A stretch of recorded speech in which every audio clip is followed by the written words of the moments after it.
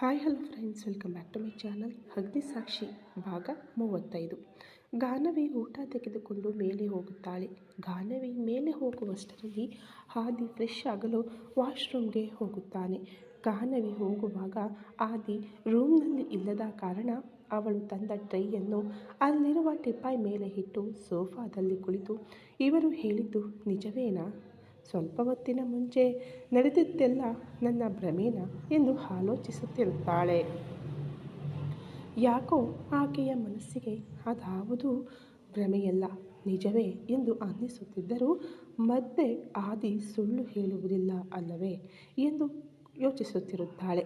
ಯಾವುದೋ ಯೋಚನೆಯಲ್ಲಿದ್ದ ಗಾನವಿಗೆ ಆದಿ ವಾಶ್ರೂಮ್ನಿಂದ ಹೊರಗೆ ಬಂದಿದ್ದು ತಿಳಿಯುವುದಿಲ್ಲ.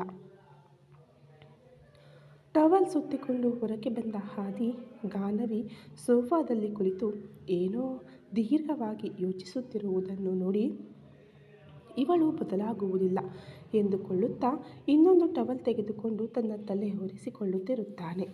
ಅಷ್ಟರಲ್ಲಿ ಆದಿ ಫೋನ್ ರಿಂಗ್ ಆದಾಗ ಆ ಶಬ್ದಕ್ಕೆ ಎಚ್ಚೆತ್ತ ಗಾನವಿ ಎದುರು ನೋಡುವಷ್ಟರಲ್ಲಿ ಟವಲ್ ಸುತ್ತಿಕೊಂಡು ಫೋನ್ನಲ್ಲಿ ಏನೋ ಮಾತನಾಡುತ್ತಿರುತ್ತಾನೆ.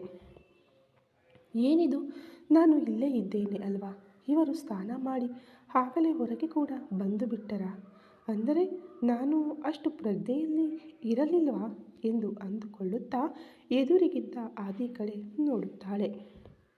ಬಿಳಿ ದೇಹದ ಮೇಲೆ ಅಲ್ಲಲ್ಲಿ ನೀರಿನ ಹನಿಗಳು ಬಿದ್ದು ಮಿನುಗುತ್ತಿದ್ದರೆ, ಅಚ್ಚುಕಟ್ಟಾದ ಸ್ನಾಯುಗಳು ಸ್ಪಷ್ಟವಾಗಿ ಕಾಣುತ್ತಿದ್ದರೆ, ಕಪ್ಪಾದ ಒತ್ತಾದ ರೇಷ್ಮೆಯಂತಹ ಕೂದಲು, ವಿಶಾಲವಾದ ಹಣೆ, ಚುರುಕಾದ ಕಣ್ಣುಗಳು, ಚೂಪಾದ ಮೂಗು, ಗಂಡಸುತನ ತುಂಬಿರುವ ಕಪ್ಪಾದ ಮೀಸೆ, ಅವುಗಳ ಕೆಳಗೆ ಕಾಣದಂತಿರುವ ಗುಲಾಬಿ ಬಣ್ಣದ ತುಟಿಗಳು, ವಿಶಾಲವಾದ ಎದೆ, ಅದರ ಮೇಲೆ ಕಪ್ಪಾದ ಕೂದಲು, ಸಿಕ್ಸ್ ಪ್ಯಾಕ್ ಬಾಡಿಯೊಂದಿಗೆ ಪರ್ಫೆಕ್ಟ್ ಅಳತೆಯೊಂದಿಗೆ ನೋಡಲು ತುಂಬ ಹ್ಯಾಂಡ್ಸಮ್ ಆಗಿ ಕಾಣುತ್ತಿರುವ ಆದಿಯನ್ನು ನೋಡಿ ಜೊಲ್ಲು ಸುರಿಸುತ್ತಾಳೆ. ಕಂಟ್ರೋಲ್ ಮಾಡಿಕೋ ಗಾನವಿ, ಎದುರಿಗಿರುವವರು ಎಷ್ಟೇ ನಿನ್ನ ಗಂಡನಾದರೂ ಕೂಡ ಹಾಗೆ ನೋಡಬೇಡ. ಅವರು ಏನಾದರೂ ನೀನು ಅವರನ್ನು ಹಾಗೆ ನೋಡುವುದನ್ನು ನೋಡಿದರೆ ಇನ್ನೇನಾದರೂ ಇದೆಯಾ? ಮೊದಲೇ ನಿನ್ನೆ ಕಷ್ಟಪಟ್ಟು ಇಂತಹ ಸನ್ನಿವೇಶದಿಂದ ಹೊರಬಂದಿದ್ದೀಯ. ಈಗ ಮತ್ತೆ ನಿನ್ನನ್ನು ಹೀಗೆ ನೋಡಿದರೆ ನೀನು ಉತ್ತರ ಹೇಳುವವರೆಗೂ ಬಿಡುವುದಿಲ್ಲ ಎಂದು ತನ್ನ ಮನಸ್ಸಿಗೆ ತಾನೇ ಹೇಳಿಕೊಳ್ಳುತ್ತಾ ಕಂಟ್ರೋಲ್ ಮಾಡಿಕೊಳ್ಳುತ್ತಿರುತ್ತಾಳೆ ಗಾನವಿ. ಆದರೆ ಆದಿ ಕಡೆ ನೋಡದೆ ಇರಲು ಅವಳಿಂದ ಆಗುವುದಿಲ್ಲ. ಅಷ್ಟರಲ್ಲೇ ಆದಿ ಇತ್ತ ಕಡೆ ತಿರುಗುವುದನ್ನು ನೋಡಿ ತಕ್ಷಣ ಸೋಫಾ ಕಡೆಗೆ ತಿರುಗಿ ಅತ್ತ ನೋಡುತ್ತಾಳೆ. ಗಾನವಿ ತಡವರಿಸುವುದನ್ನು ನೋಡಿ ಈಗಲಾದರೂ ಪ್ರಜ್ಞೆಗೆ ಬಂದೆಯಾ, ಇಲ್ಲ ಇನ್ನೂ ಊಹೆಯಲ್ಲೇ ಇದ್ದೀಯಾ ಎಂದು ಕೇಳುತ್ತಾನೆ ಆದಿ. ಇಲ್ಲ ರೀ, ನಾನು ಚೆನ್ನಾಗಿಯೇ ಇದ್ದೇನೆ. ನೀವು ರೆಡಿಯಾಗಿ ಬಂದರೆ ನಾನು ಊಟ ಬಡಿಸುತ್ತೇನೆ ಎನ್ನುತ್ತಾಳೆ. ಓಕೆ ಎಂದು ಹೇಳಿ ತಲೆ ಒರೆಸಿಕೊಂಡು ಡ್ರೆಸ್ಸಿಂಗ್ ರೂಮ್ಗೆ ಹೋಗಿ ನೈಟ್ ಟ್ರ್ಯಾಕ್ ಟಿ ಶರ್ಟ್ ಹಾಕಿಕೊಂಡು ಬರುತ್ತಾನೆ. ಗಾನವಿ ಕೂಡ ಊಟವನ್ನು ಪ್ಲೇಟ್ನಲ್ಲಿ ಹಾಕಿ ಇಡುತ್ತಾಳೆ. ಆದಿ ಕೈಗೆ ಗಾನವಿ ಊಟದ ಪ್ಲೇಟ್ ಕೊಡುತ್ತಾಳೆ. ಅದನ್ನು ತೆಗೆದುಕೊಂಡು ಚಪಾತಿ ತುಂಡು ಮುರಿದು ಪಲ್ಯದೊಂದಿಗೆ ತಿನ್ನುತ್ತಾ, ಈಗ ಹೇಳು, ಏನು ನಿನ್ನ ಕಷ್ಟ? ಯಾವಾಗ ನೋಡಿದರೂ ಏನೋ ಯೋಚಿಸುತ್ತಲೇ ಇರುತ್ತೀಯ, ಯಾಕೆ ಹಾಗೆ ಎಂದು ಕೇಳುತ್ತಾನೆ ಆದಿ. ಆದಿ ಕೇಳಿದ್ದಕ್ಕೆ ಮತ್ತೊಮ್ಮೆ ದಂಗಾಗುತ್ತಾಳೆ ಗಾನವಿ. ಆದಿ ತನ್ನನ್ನೇ ನೇರವಾಗಿ ನೋಡುತ್ತಿರುವುದರಿಂದ ಅಂಥದ್ದೇನೂ ಇಲ್ಲ ರೀ ಅಂದಾಗ, ಈಗಲೂ ಕೂಡ ನಾನು ವಾಶ್ರೂಮ್ನಿಂದ ಬಂದ ನಂತರವೂ ನೀನು ಏನೋ ಯೋಚಿಸುತ್ತಲೇ ಇದ್ದೆ. ಕನಿಷ್ಠ ನಾನು ಹೊರಗೆ ಬಂದಿದ್ದು ಕೂಡ ನಿನಗೆ ತಿಳಿಯಲಿಲ್ಲ ಎಂದ ಆ ಮಾತಿಗೆ ಮತ್ತೆ ಆದಿ ಕಡೆ ನೋಡುತ್ತಾಳೆ. ಈಗಲೂ ಹಾಗೇನೂ ಇಲ್ಲ ಅಂತೀಯಾ ಎಂದು ಕೇಳುತ್ತಾನೆ ಆದಿ. ಗಾನವಿ ಏನೂ ಉತ್ತರಿಸದಿದ್ದಾಗ, ನಿನಗೆ ಖಾಲಿ ಸಮಯ ತುಂಬ ಇದೆ ಅನ್ನಿಸುತ್ತಿದೆ. ಅದಕ್ಕೆ ಏನು ಮಾಡಬೇಕು ತಿಳಿಯದೆ ಯಾವಾಗಲೂ ಏನೋ ಒಂದು ಯೋಚಿಸುತ್ತಲೇ ಇರುತ್ತೀಯ. ಅದಕ್ಕೆ ನಾನು ನಿನ್ನ ವಿಷಯದಲ್ಲಿ ಒಂದು ನಿರ್ಧಾರಕ್ಕೆ ಬಂದಿದ್ದೀನಿ ಎನ್ನುತ್ತಾನೆ ಆದಿ. ಆದಿ ಏನೋ ನಿರ್ಧಾರ ತೆಗೆದುಕೊಂಡಿದ್ದಾನೆ ಎಂದ ತಕ್ಷಣ ಆದಿ ಏನು ನಿರ್ಧಾರ ತೆಗೆದುಕೊಂಡಿದ್ದಾನೋ ಎಂದು ಮೊದಲು ಭಯಪಡುತ್ತಾಳೆ ಗಾನವಿ. ನಂತರ ಏನು ಹೇಳುತ್ತಾನೋ ಎಂದು ಅವನ ಕಡೆಯೇ ನೋಡುತ್ತಿರುತ್ತಾಳೆ. ಏನು ಹಾಗೆ ನೋಡ್ತಾ ಇದೀಯಾ? ನನ್ನ ನಿರ್ಧಾರ ಏನೆಂದ ಅಂದಾಗ ಬಾಯ್ಬಿಟ್ಟು ಹೇಳದಿದ್ದರೂ ಹೌದು ಎನ್ನುವ ಭಾವನೆ ಗಾನವಿ ಕಣ್ಣಲ್ಲಿ ಕಾಣುತ್ತಿದ್ದರೆ, ಇಷ್ಟಕ್ಕೂ ನೀನು ಎಲ್ಲಿಯವರೆಗೆ ಓದಿದ್ದೀಯಾ ಎಂದು ಕೇಳುತ್ತಾನೆ ಆದಿ. ಆ ಮಾತಿಗೆ 10ನೇ ತರಗತಿಯವರೆಗೆ ನಮ್ಮ ಊರಿನ ಸರ್ಕಾರಿ ಶಾಲೆಯಲ್ಲಿ ಓದಿದ್ದೇನೆ ಎಂದು ಉತ್ತರಿಸುತ್ತಾಳೆ ಗಾನವಿ. 10ನೇ ತರಗತಿಯಲ್ಲಿ ನಿನಗೆ ಎಷ್ಟು ಮಾರ್ಕ್ಸ್ ಬಂದಿತ್ತು ಅಂದಾಗ, ನಮ್ಮ ಸ್ಕೂಲ್ನಲ್ಲಿ ನಾನೇ ಫಸ್ಟ್ ರೀ ಅನ್ನುತ್ತಾಳೆ. ಸ್ಕೂಲ್ ಫಸ್ಟ್ ಬಂದಿದ್ದೀಯಾ ಅಂದ. ಹೌದು ರೀ. ಆಗ ನಮ್ಮ ಸಾರ್ಗಳು ಟೀಚರ್ಸ್ ನನ್ನನ್ನು ಎಷ್ಟು ಮೆಚ್ಚಿಕೊಂಡಿದ್ದರು ಗೊತ್ತಾ ಎಂದು ಸಂತೋಷವಾಗಿ ಹೇಳುತ್ತಾಳೆ ಗಾನವಿ. ಹಾಗಾದರೆ ಆಮೇಲೆ ಯಾಕೆ ಓದಲಿಲ್ಲ ಎಂದ ಆ ಮಾತಿಗೆ ಗಾನವಿಗೆ ತನ್ನ ಚಿಕ್ಕಮ್ಮ ಮಾಡಿದ ರಂಪಾಟ ನೆನಪಾಗುತ್ತದೆ. ಎಲ್ಲಿ ತಾನು ಕಾಲೇಜಿಗೆ ಹೋದರೆ ತನ್ನ ತಮ್ಮನನ್ನು ಮದುವೆ ಆಗುವುದಿಲ್ಲ ಎನ್ನುತ್ತಾಳೋ, ಅಥವಾ ಯಾರೊಂದಿಗಾದರೂ ಪರಿಚಯ ಬೆಳೆಸಿಕೊಂಡು ಅವನೊಂದಿಗೆ ಹೋಗಿಬಿಡುತ್ತಾಳೋ ಎಂಬ ಭಯದಿಂದ ತನ್ನನ್ನು ಕಾಲೇಜಿಗೆ ಕಳುಹಿಸಲಿಲ್ಲ ಎಂದು ಹೇಳಲು ಇಷ್ಟವಿಲ್ಲದೆ ಮೌನವಾಗಿರುತ್ತಾಳೆ ಗಾನವಿ. ಅಕ್ಕಪಕ್ಕದವರು ಬಂದು ಗಾನವಿಯನ್ನು ಇನ್ನೂ ಓದಿಸಿ ಎಂದು ಕೇಳಿದರೂ ಕೂಡ, ನಮ್ಮ ಮನೆಯಲ್ಲಿ ಬೆಳೆಯುವ ಹುಡುಗಿಯ ಬಗ್ಗೆ ನಿಮಗೇಕೆ ಎಂದು ಅವರನ್ನು ಕೂಡ ಬೈದು ಕಳುಹಿಸಿದಳು. ವೇದಾಳ ಬಾಯಿಗೆ ಹೆದರಿ ಗಾನವಿಯ ಬಗ್ಗೆ ಮಾತನಾಡಲು ಬಂದವರು ಕೂಡ ಹಿಂತಿರುಗಿ ಹೊರಟು ಹೋದರು. ಅಂದಿನ ಘಟನೆಗಳೆಲ್ಲ ಗಾನವಿಗೆ ಮತ್ತೊಮ್ಮೆ ನೆನಪಾಗಿ ಅವಳ ಕಣ್ಣಲ್ಲಿ ನೀರು ಜಲಜಲನೆ ಉದುರುತ್ತದೆ. ಆದಿ ಊಟ ಮಾಡುತ್ತಲೇ ಓರೆಗಣ್ಣಿನಿಂದ ಗಾನವಿಯನ್ನು ಗಮನಿಸುತ್ತಿರುತ್ತಾನೆ. ಆದಿ ಕೇಳಿದ್ದಕ್ಕೆ ಗಾನವಿ ಕಣ್ಣೀರು ಹಾಕುವುದನ್ನು ನೋಡಿ ಊರಿನಲ್ಲಿ ಏನೋ ನಡೆದಿದೆ ಎಂದುಕೊಳ್ಳುತ್ತಾನೆ ಆದಿ. ಗಾನವಿ ಕಣ್ಣೀರು ನೋಡಿ ಮತ್ತೆ ನಡೆದದ್ದನ್ನು ಅವಳಿಗೆ ನೆನಪು ಮಾಡಲು ಇಷ್ಟವಿಲ್ಲದೆ, ಈಗ ಮತ್ತೆ ಓದುವ ಅವಕಾಶ ಬಂದರೆ ಓದುತ್ತೀಯಾ ಎಂದು ಕೇಳುತ್ತಾನೆ. ತಾನು ಓದು ನಿಲ್ಲಿಸಿ ತುಂಬ ವರ್ಷಗಳಾದವು. ಅವಳಿಗೆ ಓದುವುದೆಂದರೆ ತುಂಬ ಇಷ್ಟ. ಆದರೆ ತನ್ನ ಚಿಕ್ಕಮ್ಮನಿಂದ ಮಧ್ಯದಲ್ಲೇ ನಿಂತು ಹೋಯಿತು. ಈಗ ಮತ್ತೆ ಆದಿ ಓದುತ್ತೀಯಾ ಎನ್ನುತ್ತಿದ್ದರೆ ಏನು ಮಾತನಾಡಬೇಕೋ ತಿಳಿಯದೆ ಮೌನವಾಗಿರುತ್ತಾಳೆ ಗಾನವಿ. ಆದರೆ ಅವಳ ಮನಸ್ಸಿನಲ್ಲಿ ಮಾತ್ರ ಓದಬೇಕೆಂದು ತುಂಬ ಆಸೆ ಇದೆ. ಆದರೆ ಈಗ ತಾನು ಮದುವೆಯಾಗಿ ಒಂದು ಮನೆಯ ಸೊಸೆ.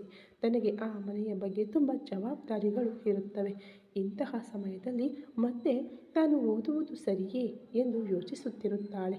ಅಷ್ಟರಲ್ಲಿ ಆದಿ ತನ್ನ ಊಟ ಮುಗಿಸಿ ಯೋಚಿಸುತ್ತಿರುವ ಗಾನವಿಯನ್ನು ಡಿಸ್ಟರ್ಬ್ ಮಾಡದೆ ಹೋಗಿ ಕೈ ತೊಳೆದುಕೊಂಡು ಬರುತ್ತಾನೆ. ತಿನ್ನುವುದನ್ನು ನಿಲ್ಲಿಸಿ ಎತ್ತಲೋ ನೋಡುತ್ತಾ ಯೋಚಿಸುತ್ತಿರುವ ಗಾನವಿಯನ್ನು ನೋಡಿ ಅವಳ ಕೈಯಲ್ಲಿದ್ದ ಪ್ಲೇಟನ್ನು ಆದಿ ತೆಗೆದುಕೊಂಡು ಗಾನವಿಗೆ ತಾನೇ ತನ್ನ ಕೈಯಿಂದ ತಿನ್ನಿಸಲು ಚಪಾತಿ ಮುರಿದು ಪಲ್ಯದೊಂದಿಗೆ ಸೇರಿಸಿ ಗಾನವಿ ಬಾಯಿ ಹತ್ತಿರ ಇಟ್ಟು, ಇಷ್ಟಕ್ಕೂ ಅಷ್ಟು ದೀರ್ಘವಾಗಿ ಏನು ಯೋಚಿಸುತ್ತಿದ್ದೀಯಾ ಎಂದು ಕೇಳುತ್ತಾನೆ ಆದಿ. ತನ್ನ ಬಾಯಿ ಹತ್ತಿರ ಇರುವ ಆದಿ ಕೈಯನ್ನು ಆಶ್ಚರ್ಯವಾಗಿ ನೋಡುತ್ತಾ ಆದಿ ಕಡೆ ನೋಡುತ್ತಿದ್ದರೆ, ತಿನ್ನು ಎಂದು ಹೇಳಿದ ತಕ್ಷಣ ಬಾಯಿ ತೆರೆಯುತ್ತಾಳೆ ಗಾನವಿ. ತಕ್ಷಣ ಚಪಾತಿ ತುತ್ತನ್ನು ಅವಳ ಬಾಯಲ್ಲಿಟ್ಟು, ಅಷ್ಟಾಗಿ ಏನು ಯೋಚಿಸುತ್ತಿದ್ದೀಯಾ ಗಾನವಿ? ಈಗ ಮನೆಯ ಜವಾಬ್ದಾರಿಗಳೆಲ್ಲ ನಿನ್ನ ಮೇಲೆ ಇರುವಾಗ ನಾನು ಹೇಗೆ ಓದುವುದು ಎಂದು ಯೋಚಿಸುತ್ತಿದ್ದೀಯಾ ಅಷ್ಟೇ ತಾನೇ ಎಂದು ಕೇಳಿದಾಗ, ತನ್ನ ಮನಸ್ಸಿನ ಮಾತುಗಳನ್ನು ಹೀಗೆ ಗ್ರಹಿಸಿದ ಆದಿಯನ್ನು ಆಶ್ಚರ್ಯವಾಗಿ ನೋಡುತ್ತಾ ಹೌದು ಎನ್ನುತ್ತಾಳೆ ಗಾನವಿ. ನೀನು ಅದರ ಬಗ್ಗೆ ಅಷ್ಟು ಟೆನ್ಷನ್ ಮಾಡಿಕೊಳ್ಳುವ ಅವಶ್ಯಕತೆ ಇಲ್ಲ. ನೀನು ಸ್ಕೂಲ್ ಫಸ್ಟ್ ಬಂದಿದ್ದೀಯಾ ಅಂದರೆ ನೀನು ತುಂಬ ಬುದ್ಧಿವಂತೆ ಎಂದು ನನಗೆ ಅರ್ಥವಾಯಿತು. ಅದಕ್ಕೆ ನೀನು ಮನೆಯಲ್ಲೇ ಇದ್ದು ಓದಿಕೊಳ್ಳಬಹುದು. ನಿನ್ನ ಕೈಯಲ್ಲಿ ಓಪನ್ ಡಿಗ್ರಿ ಮಾಡಿಸುತ್ತೇನೆ ಎನ್ನುತ್ತಾನೆ ಆದಿ. ಗಾನವಿ ಅಂದರೆ ಎಂಬಂತೆ ನೋಡುತ್ತಿದ್ದರೆ, ನೀನು ಫೀಸ್ ಕಟ್ಟಿ ಕೇವಲ ಪರೀಕ್ಷೆ ಬರೆಯಲು ಮಾತ್ರ ಕಾಲೇಜಿಗೆ ಹೋಗಿ ಬರುತ್ತೀಯಾ? ನಿನ್ನ ಓದೆಲ್ಲ ಮನೆಯಲ್ಲೇ. ನಿನಗೆ ಸಿಗುವ ಖಾಲಿ ಸಮಯದಲ್ಲಿ ನೀನು ಓದಿಕೊಳ್ಳಬಹುದು. ನಿನಗೊಬ್ಬ ಟೀಚರನ್ನು ಇಟ್ಟು ಓದಿಸುತ್ತೇನೆ ಎನ್ನುತ್ತಾನೆ ಆದಿ. ಆಗ ನೀನು ಈ ಮನೆ ಕೆಲಸಗಳನ್ನು ಅಚ್ಚುಕಟ್ಟಾಗಿ ಮಾಡಿಕೊಳ್ಳಬಹುದು. ಖಾಲಿ ಸಮಯದಲ್ಲಿ ಕುಳಿತು ಓದಿಕೊಳ್ಳಬಹುದು ಎಂದು ಹೇಳಿದಾಗ ಆದಿ ಕಡೆ ಆರಾಧನೆಯಿಂದ ನೋಡುತ್ತಾಳೆ. ತನ್ನನ್ನು ಎಷ್ಟು ಚೆನ್ನಾಗಿ ಅರ್ಥ ಮಾಡಿಕೊಂಡಿದ್ದಾರೆ ಎಂದುಕೊಳ್ಳುತ್ತಾ, ಈಗ ಹೇಳು, ಇಷ್ಟಕ್ಕೂ ನಿನ್ನ ಉದ್ದೇಶ ಏನು? ಓದಿಕೊಳ್ಳುತ್ತೀಯಾ ಎಂದು ಕೇಳಿದಾಗ ಎಂದು ಸಣ್ಣ ಮಗುವಿನಂತೆ ತಲೆ ಆಡಿಸುತ್ತಾಳೆ ಗಾನವಿ. ಅವಳು ಮಾತನಾಡುತ್ತಾ ಮಾತನಾಡುತ್ತಾ ತನ್ನ ಪ್ಲೇಟ್ನಲ್ಲಿದ್ದದ್ದನ್ನೆಲ್ಲವನ್ನು ಹಾದಿ ತಿನ್ನಿಸಿಬಿಡುತ್ತಾನೆ. ಆ ವಿಷಯ ಇನ್ನೂ ಗಾನವಿಗೆ ತಿಳಿಯುವುದಿಲ್ಲ. ಪೂರ್ತಿ ತಿನ್ನಿಸಿ ಕೈ ತೊಳೆದುಕೊಂಡು ಬಂದು ಗಾನವಿಯ ತುಟಿಗಳನ್ನು ಮೃದುವಾಗಿ ಒರೆಸುತ್ತಾನೆ. ಆದಿ ಬೆರಳುಗಳ ಸ್ಪರ್ಶ ತನ್ನ ತುಟಿಗಳಿಗೆ ತಾಗಿದಾಗ ತಳಮಳಗೊಂಡು ಆದಿ ಕಡೆ ನೋಡುತ್ತಾಳೆ. ಏನಾಗೆ ನೋಡ್ತಾ ಇದೀಯಾ ಎಂದು ಕೇಳಿದರೆ ಏನೂ ಇಲ್ಲ ಎಂದು ತಲೆ ಅಡ್ಡಲಾಗಿ ಆಡಿಸುತ್ತಾಳೆ. ಇವರು ಮಾತಿನಲ್ಲಿ ಇಟ್ಟು ತಿನ್ನಿಸುತ್ತಾ ನಾನು ಪೂರ್ತಿ ತಿಂದುಬಿಟ್ಟೆನಾ ಎಂದು ಆಶ್ಚರ್ಯವಾಗಿ ಅಂದುಕೊಳ್ಳುತ್ತಾ ಒಂದು ಕಡೆ ಕೋಪ ಬಂದರೂ ಇನ್ನೊಂದು ಕಡೆ ಆದಿ ತನ್ನ ಮೇಲೆ ತೋರಿಸುವ ಕಾಳಜಿಗೆ ಒಳಗೊಳಗೆ ಮರುಗುತ್ತಾಳೆ ಗಾನವಿ. ಸರಿ, ನೀನು ಒಪ್ಪಿಕೊಂಡಿದ್ದೀಯ. ಅದಕ್ಕೆ ನಿನಗೊಬ್ಬ ಒಳ್ಳೆಯ ಟೀಚರನ್ನು ನೋಡುತ್ತೇನೆ. ದಿನ ನಿನಗೆ ಬಿಡುವಿರುವ ಸಮಯದಲ್ಲಿ 1-2 ಗಂಟೆ ಬರುವ ಹಾಗೆ ನೋಡುತ್ತೇನೆ ಎನ್ನುತ್ತಾನೆ ಆದಿ. ಆದಿ ಮಾತಿಗೆ ಮನೆಯಲ್ಲಿ ಅಜ್ಜಿ ಅತ್ತೆ ಏನನ್ನುತ್ತಾರೋ ಎಂಬಂತೆ ಆದಿಯನ್ನು ನೋಡುತ್ತಾಳೆ. ಅವರ ಬಗ್ಗೆ ನೀನು ಏನು ಯೋಚಿಸಬೇಡ. ಮೊದಲು ನಿನಗೆ ಇಷ್ಟವೋ ಇಲ್ಲವೋ ಹೇಳು, ನಾನು ನನ್ನ ಗ್ರಾನಿ ಜೊತೆ ಮಾತನಾಡುತ್ತೇನೆ ಎನ್ನುತ್ತಾನೆ ಆದಿ. ಆದಿ ಅವರನ್ನು ಒಪ್ಪಿಸುತ್ತೇನೆ ಎಂದಿದ್ದರಿಂದ ಅವರು ಒಪ್ಪಿಕೊಂಡರೆ ತನಗೆ ಯಾವ ಅಭ್ಯಂತರವಿಲ್ಲ ಎಂದುಕೊಳ್ಳುತ್ತಾ ತನಗೂ ಕೂಡ ಓದಿನ ಮೇಲೆ ಆಸಕ್ತಿ ಇರುವುದರಿಂದ ಸರಿ ಎನ್ನುತ್ತಾಳೆ ಗಾನವಿ. ಊಟ ಮುಗಿದ ಮೇಲೆ ಆ ಪ್ಲೇಟ್ಸ್ ಬೌಲ್ಸ್ ಎಲ್ಲವನ್ನು ತೆಗೆದುಕೊಂಡು ಕೆಳಗೆ ಹೋಗುತ್ತಾಳೆ ಗಾನವಿ. ಹೋಗುತ್ತಿರುವ ಗಾನವಿಯನ್ನೇ ನೋಡುತ್ತಿರುತ್ತಾನೆ ಆದಿ. ಆ ಬೌಲ್ಸನ್ನು ತೆಗೆದುಕೊಂಡು ಕೆಳಗೆ ಹೋದ ಗಾನವಿ ಕಿಚನ್ ಒಳಗೆ ಹೋಗುತ್ತಾಳೆ.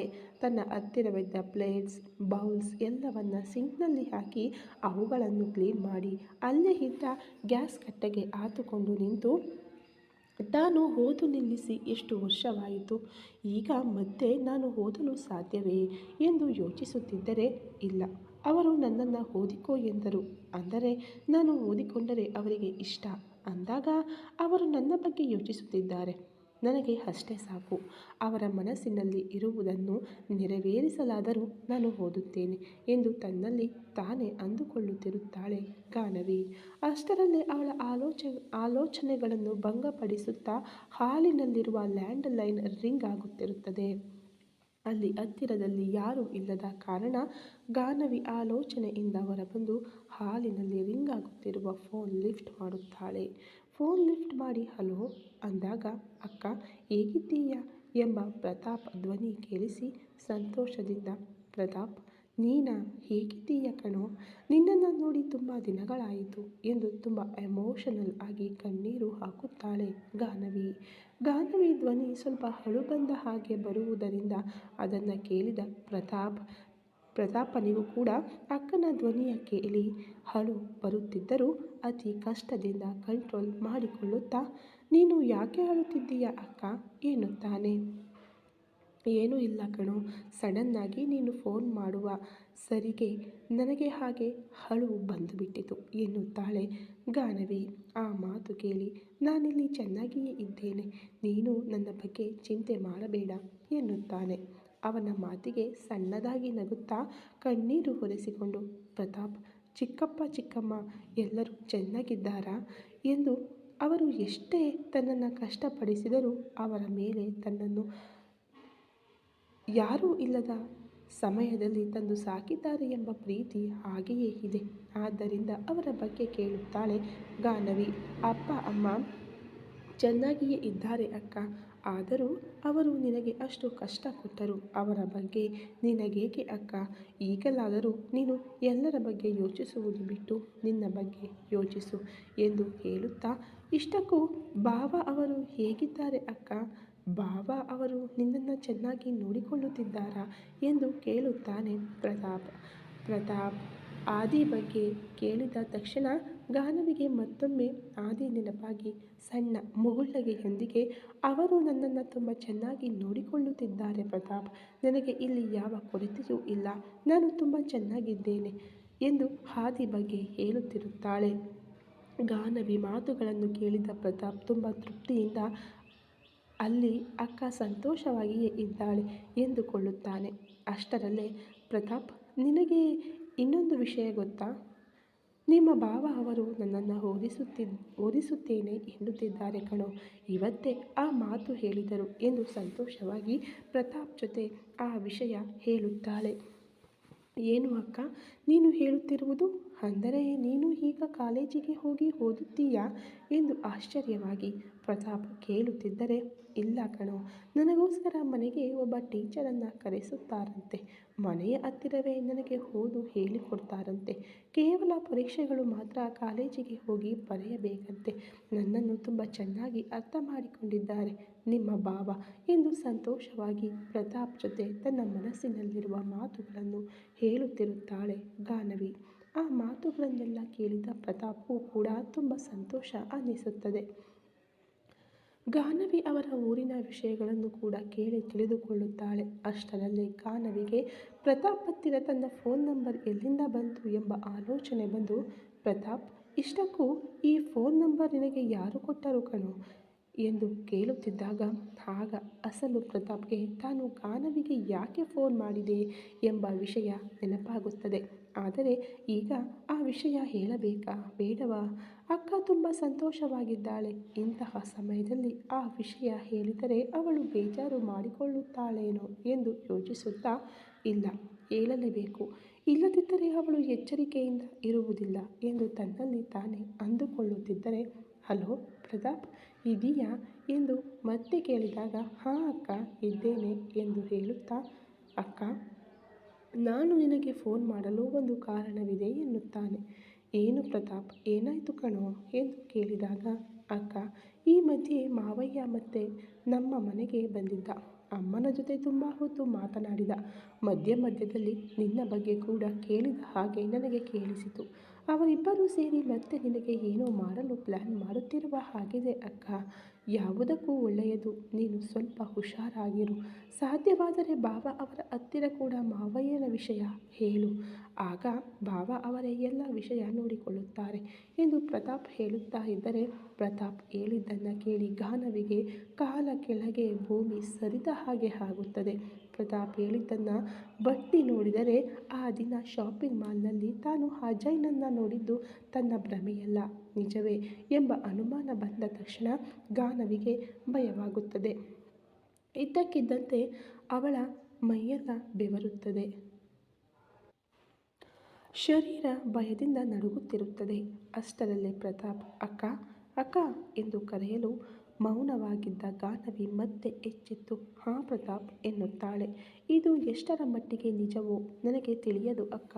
ಆದರೆ ಯಾವುದಕ್ಕೂ ಒಳ್ಳೆಯದು ಎಂದು ನಿನಗೆ ಫೋನ್ ಮಾಡಿ ಹೇಳೋಣ ಅಂತ ನಮ್ಮ ಊರಿನ ಚಾರಿ ಅವರನ್ನು ಕೇಳಿ ಅವರ ಹತ್ತಿರ ಭಾವ ಅವರ ಮನೆ ನಂಬರ್ ತೆಗೆದುಕೊಂಡೆ ಎನ್ನುತ್ತಾನೆ ಪ್ರತಾಪ್.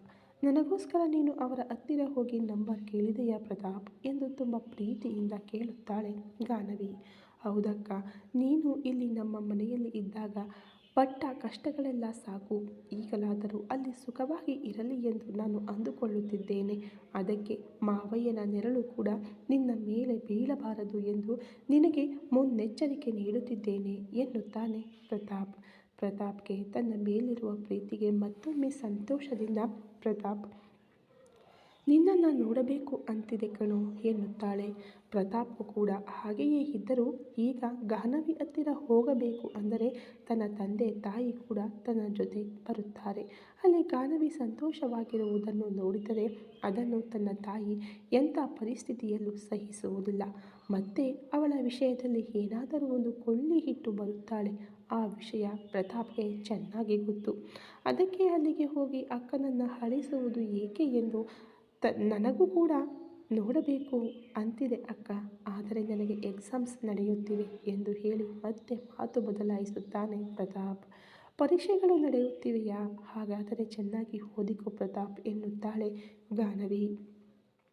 ಹಾಗೆಯೇ ಆಗಲಿ ಅಕ್ಕ, ನಾನು ಚೆನ್ನಾಗಿಯೇ ಓದಿಕೊಳ್ಳುತ್ತೇನೆ. ಸರಿ ಅಕ್ಕ, ಇನ್ನು ಇಡುತ್ತೇನೆ. ನಾನು ಯಾರಿಗೂ ತಿಳಿಯದ ಹಾಗೆ ಫೋನ್ ಮಾಡುತ್ತಿದ್ದೇನೆ. ಆಗಾಗ ಹೀಗೆ ಫೋನ್ ಮಾಡಿ ನಿನ್ನ ಜೊತೆ ಮಾತನಾಡುತ್ತಿರುತ್ತೇನೆ. ನೀನು ಹುಷಾರಾಗಿರು ಎಂದು ಮತ್ತೊಮ್ಮೆ ಹೇಳಿ ಫೋನ್ ಇಡುತ್ತಾನೆ ಪ್ರತಾಪ್.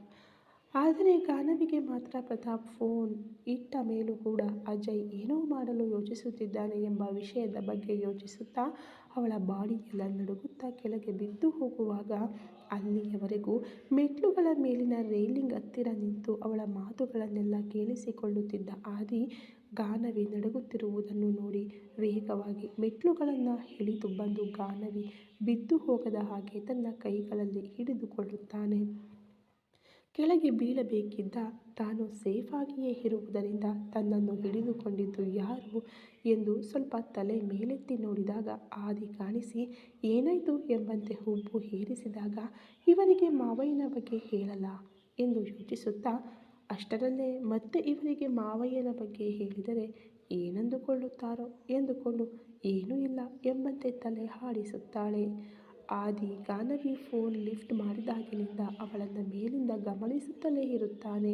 ಮೊದಲು ಸಂತೋಷವಾಗಿ ಮಾತನಾಡಿದ ಗಾನವಿ ಮಧ್ಯದಲ್ಲಿ ಸ್ವಲ್ಪ ಹೊತ್ತು ಭಯದಿಂದ ನಡುಗುವುದನ್ನು ನೋಡುತ್ತಾನೆ.